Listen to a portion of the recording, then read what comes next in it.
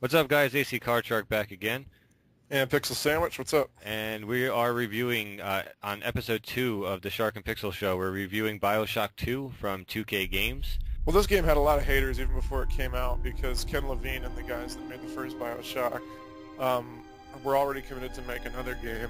So they kind of gave this to like the B players at their company, and people were kind of worried.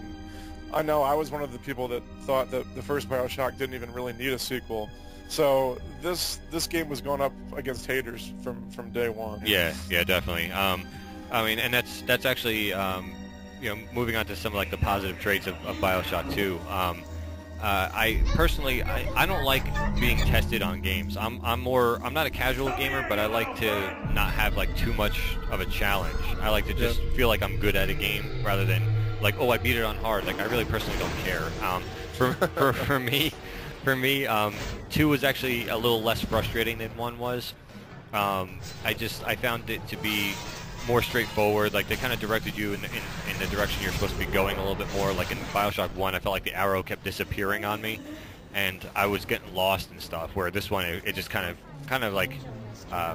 pushed you through it a little bit, kind of like held your hand a little bit more, which I actually found to be kind of like a positive for me. But I don't know how you feel about that, but. Well, I actually found the first Bioshock to be really easy, and I thought that was one of the faults of the first Bioshock. I didn't really get the frustrating part that you're talking about. Yeah. And one of the things was the Vita chambers and the being able to hold 9 health packs during the game that made it so easy. And the Vita chambers return. They're in this game as well, but now you're only able to hold 5 health packs instead of 9. So that makes it a little bit more challenging, but when it all comes down to it, you're just dying a little bit more. Yeah. So I'm not sure if that's really a positive. Yeah. Yeah, I mean, it depends on how you look at it, and depends on how you felt about the first one compared to the second one and stuff too. Which you and I are kind of a little bit opposite on it, which is cool. It's kind of cool to have both points of view in here. Well, one of the biggest things that I think we both hated about the first one was every time you wanted to hack a robot or a safe or a security camera, you went into this pipe dream game, and it was cool the first 50 times, but when you're doing it for, 200 times in the game, it gets a little old. And the guys that made this game wisely chose to make the hacking a lot easier.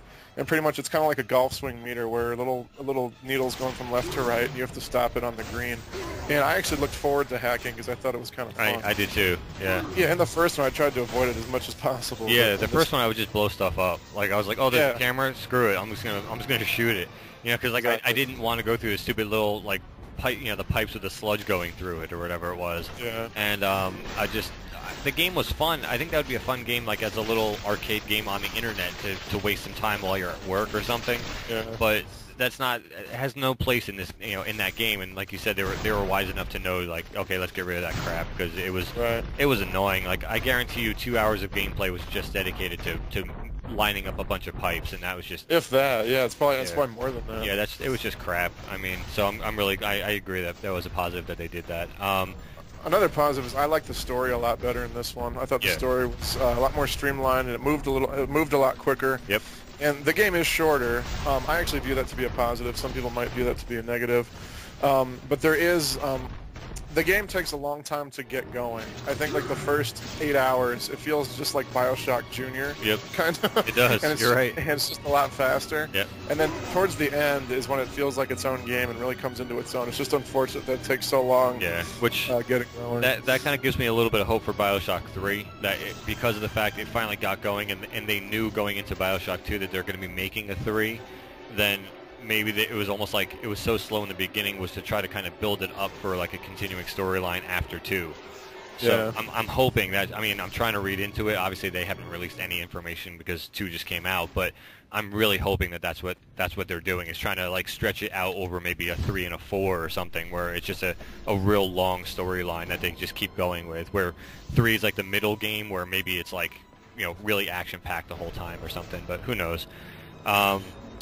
Well, go ahead. I think the last improvement that we saw was in the first one you had to constantly be taking pictures of enemies to gain, bonuses when you attack them and stuff like that. In this one, it was done through a video camera. So all you had to do, it was a lot more, it was a lot easier to use. You just would select the video camera, click at whatever you're going to videotape, and then you kill it and beat it up. And depending on how you kill it using different plasmids and weapons, you get more of an attack bonus. Yeah, I fully agree with that. I mean, the pictures were so, like, one of the biggest pet peeves I had in the first one was the stupid camera.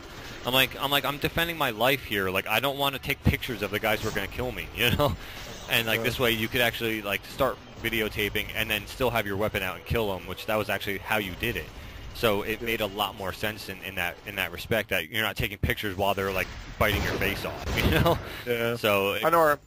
Go ahead, man. Yeah, it was just a lot better. I mean, the whole deal was just a lot better with the pictures and stuff. So I know our time is getting low, so I want to get to some of the negatives.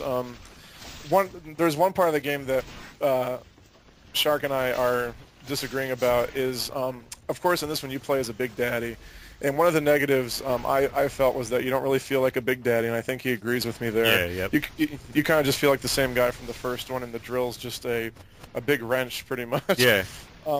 But with being a Big Daddy comes the responsibility of rescuing little sisters, and in this one you can use them to gather Adam from dead bodies.